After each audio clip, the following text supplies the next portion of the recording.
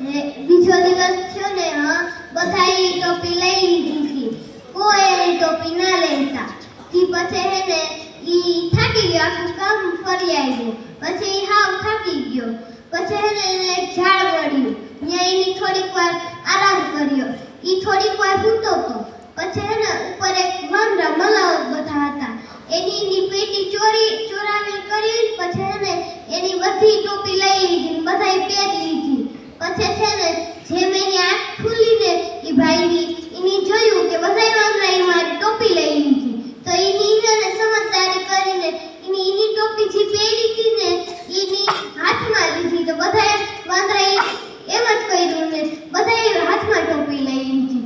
અને પછી હે ને એની નીચે ફેંકીને ઓટાના નીચે, તો બધાએ ઓટા નીચે ફેંકી દીધી. પછી હે ને એની ઝટપટથી બધી ટોપી હે ને ઉઠાવી લીધી.